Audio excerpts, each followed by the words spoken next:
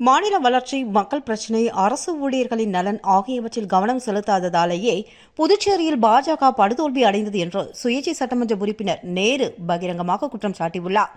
இது தொடர்பாக சமூக நல இயக்கங்களின் நிர்வாகிகளுடன் செய்தியாளர்களை சந்தித்த அவர், முதலமைச்சர் ரங்கசாமி கட்சி துவங்கிய காலத்திலிருந்து புதுச்சேரிக்கு மாநில அந்தஸ்து பெற வேண்டும் என்று வலியுறுத்தி வந்தார். ஆனால் புதுச்சேரியில் பாரதிய ஜனதா கூட்டணி ஆட்சி ஏற்பட்ட பிறகு மாநில அந்தஸ்து குறித்து எந்த மேடையிலும் அவர் வாய் திறக்கவில்லை என்றும் குற்றம் சாட்டினார்.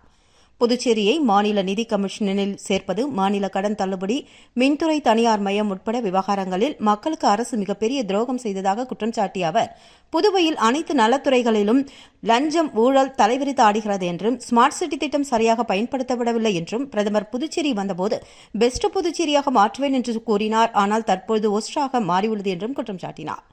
புதுவையில் ரேஷன் கடையை திறக்காமல் மக்களை வஞ்சித்தது, அரசு ஊழியர் நலன், காலி பணியிடம் நிரப்பாதது, மக்கள் பிரச்சினைகளை தீர்க்காதது, கடந்த 3 ஆண்டுகளில் மாநில வளர்ச்சிக்கு எதுவுமே செய்யாதது போன்ற விவகாரங்கள் தான் புதுவையில் பாஜக படுதோல்விக்கு காரணம் என்று சுட்டிக்காட்டிய நேரு, தொடர்ந்து ஆட்சியாளர்கள் மெத்தன போக்குடன் மக்கள் மீது அக்கறை இல்லாமல் செயல்பட்டார். வருகின்ற 2026 ஆண்டு சட்டமன்ற தேர்தலிலும் இதே நிலை ஏற்படும் என்றும் அவர் தெரிவித்தார்.